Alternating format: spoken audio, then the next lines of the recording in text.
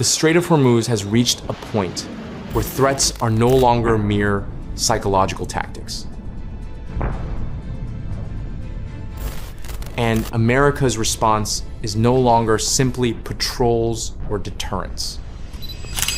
To reopen the world's most dangerous sea lane, the US Navy has chosen a more brutal approach, thrusting directly into the trap set by the IRGC, then destroying it from the inside. There's an unchangeable rule in naval warfare. You never send billion-dollar ships into a body of water unless you control it. But right now, in the Strait of Hormuz, the US Navy is doing something it rarely does in history, ordering a convoy of ships straight into the world's lifeline, knowing full well that the risks haven't been eliminated. Normally, this would be called suicide. But in this geopolitical game, Washington isn't seeking absolute safety. They're conducting a deadly test, accepting the presence of a gun to prove that gunfire has become ineffective. Because the very moment America accepted the risk was also the moment Iran's perfect trap began to crumble. To understand why the US is taking such a risk, we must first understand what game their adversary is playing. The biggest mistake observers make is believing that Iran wants to sink all ships passing through the Hormuz. No, that's a deadly strategic mistake. The goal of the Iranian Islamic Revolutionary Guard Corps, IRGC, is not physical destruction, but behavioral paralysis. They don't need to sink a 200,000-ton ship. They just need to make the ship's operator in London or Singapore pick up the phone and order, "Stop, don't go in there."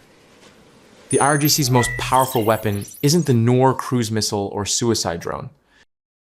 It's uncertainty. In game theory, if you know with 100% certainty that you're going to be attacked, you'll find a way to counter it.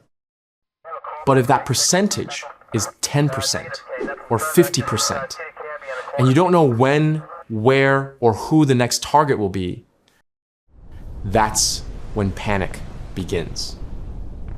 This trap system operates on simple logic. Create an environment where the risk is immeasurable. One day, they fire a warning shot. The next day, they remain silent. The day after that, they drop a floating mine. This uncertainty causes the global shipping system to shut down itself to protect its assets, without Iran needing to expend too much firepower. This strategy has a fatal flaw, but also its greatest strength. It only works if the opponent believes in that risk.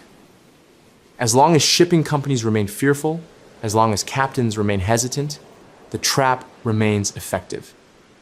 Iran has succeeded in turning the Strait of Hormuz into a psychological warfare zone, where fear precedes military reality by miles. Look at what happened.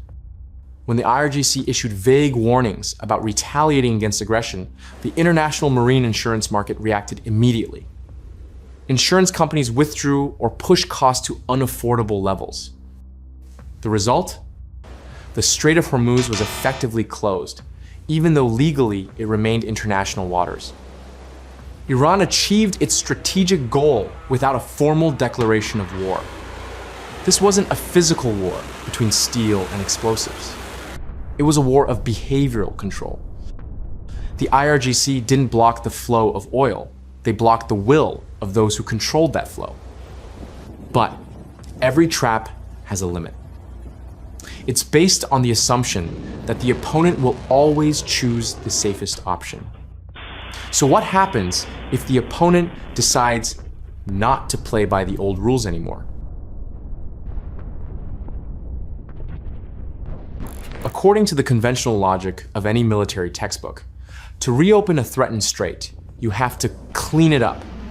You have to destroy missile launchers, clear mines, and ensure zero risk before allowing the first commercial ship through. That's how the US has done it in the past. But Iran knows that too. They designed this trap so that the cleaning would take months, and the world doesn't have that much time. At the Pentagon, a game-changing decision was made. The US wouldn't wait until the strait was safe to open. They would open it even when it was extremely dangerous. They weren't trying to solve Iran's problem. They were changing the game altogether. This is a strategic shift. Instead of aiming to completely eliminate risk, an impossible feat in Iran's gray zone, the US, is shifting to controlled risk acceptance. They're telling the world, the risk is still there, the missiles are still there, but we're going to force the system to operate now. The US Navy understands that if you wait for the risk to disappear, you've lost the psychological battle. But if you move despite the risk, you've deprived the threat of its power. They're not sweeping the entire vast strait. They're establishing a minimal operational corridor. US. Warships are no longer searching for and destroying every single launch pad hidden in Iranian rock caves. They're standing there, right in the middle of the strait, as a living challenge. We're here and we're moving. Do you dare fire? To break the paralysis, the US is starting by forcing the flow to move. They weren't calling for ships to pass through voluntarily. They were organizing forced convoys. The US Navy sent a message that couldn't be clearer to ship owners. We're going, and we have room for you right next to our ships. If you don't go now, we can't guarantee your safety later. This was a subtle form of coercion. When the first ships, often owned or affiliated with the US, government began crossing the strait under the protection of SM-6 missiles, it created a herd mentality. Seeing the passage remain secure after 24 hours, 48 hours, then a week, confidence began to outweigh fear. But there was an even bigger obstacle than the Iranian missiles: insurance costs. A single voyage through Hormuz could now cost millions of dollars in war risk insurance alone. If this number doesn't decrease, Iran's trap remains in effect because it stifles economic profits. The US intervened with massive financial leverage. Washington coordinated with allies to offer sovereign guarantees. Instead of letting private insurance companies bear the risk, the US government declared it would cover a portion of losses if an incident occurred within the safe corridor. At the same time, maintaining a heavy military presence changed the calculations of London-based actuaries. When the US demonstrated a 100% drone interception rate, the risk was no longer uncertain, but calculable risk. And when the risk is calculable, insurance premiums begin to fall. The US didn't beg shipping companies to return. They made returning the only economically viable option. Remember this: Iran's trap only survives through silence. When the ships begin to move, when the engines roar again across the strait, the IRGC's control over its actions vanishes. The US has learned a cruel truth. In the modern world, economic lifelines are more important than absolute security. By forcing the system back into operation amidst the storm, they have turned Iran's threats into white noise audible, but no longer powerful enough to deter. But let's pause for a moment. What guarantees does the US offer for security in a sea teeming with gunfire? The answer doesn't lie in the thickness of the aircraft carrier's steel hull, but in an invisible network that stifles any attack intentions from the very beginning. They call it NIFC-CA, Integrated Fire Control Architecture. The biggest paradox of the Hormuz is the terrain. Iran's sheer rock formations provide the perfect shield to conceal cruise missiles, blinding the horizon for radar on US warships. But with the NIFC-CA system, the US has overcome this law of physics. The E-2D early warning aircraft and MQ-4C reconnaissance drones act as eyes in the sky. They don't just observe, they borrow eyes for the Arleigh-Burke-class destroyers. As soon as an Iranian missile leaves its launch pad in a cave, the target data is immediately loaded into the American SM-6 interceptor missile. The US doesn't wait for the missile to reach its target. They intercept it before it reaches its maximum altitude. Iran's most fearsome weapon is its swarm attack tactic, using large numbers of cheap drones and suicide boats to overwhelm defense systems. But in the era of networked warfare, numbers are overshadowed by mathematics.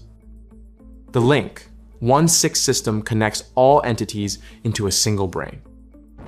If Iran launches 100 targets, the US AI will automatically allocate firepower, which cannons fire at which boats, which missiles intercept long-range drones.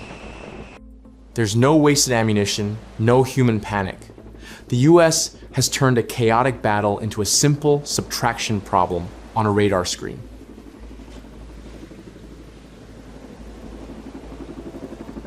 There's an invisible line in the Strait of Hormuz. Once you cross it, the world will look at you differently. The moment the first commercial ship sailed out of these dangerous waters without a scratch, Iran's trap officially ceased to be a trap. Because a trap only has power when it remains secret. Once the risks are exposed and accepted, it becomes just an ordinary obstacle.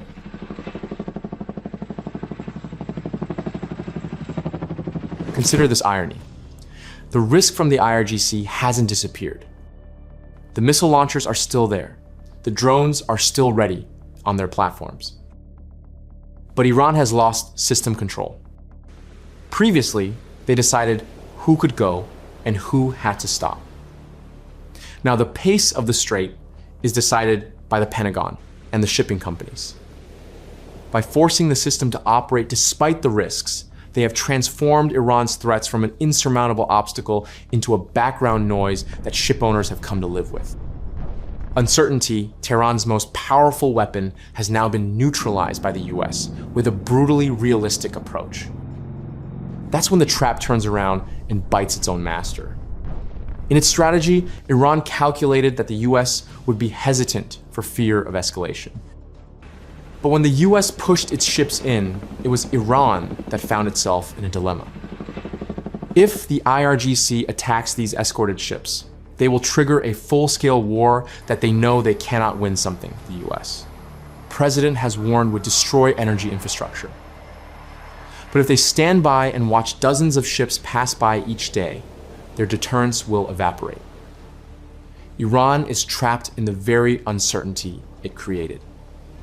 Iran's strategic failure lies in the fact that it gambled that chaos would force the world to concede.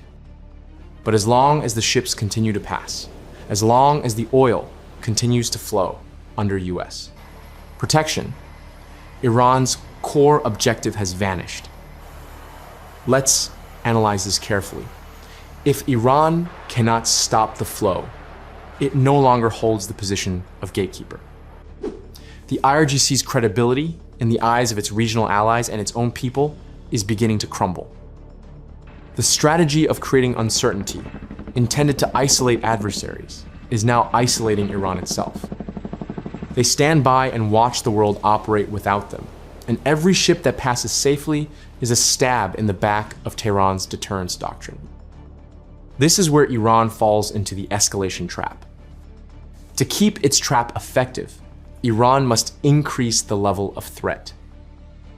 They must fire live ammunition, sink ships, or directly attack American assets. But this is exactly what the US expects.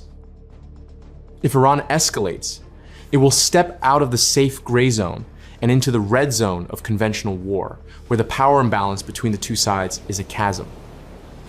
If Iran fires a missile at an escort ship, the US will have a legitimate pretext to wipe out its coastal bases, the Bandar Abbas military port, and even its nuclear infrastructure. The more Iran escalates to regain its deterrence, the closer it gets to the complete collapse of its national infrastructure. The more they remained silent to preserve their strength, the more ridiculous their strategy became. Iran was no longer the one setting the trap. They were the beast, trapped in a cage called the choice of the nation. The US's tough stance created a chain reaction. Decision, cascade. Seeing that the US had prepared the table and accepted the greatest risk, other hesitant nations began to join in. Increased international presence meant Iran was no longer facing Washington alone, but a global alliance determined to keep its economic lifeline flowing. A strategy based on uncertainty was ultimately broken by the very uncertainty of how devastating the US would be if Iran dared to cross the red line.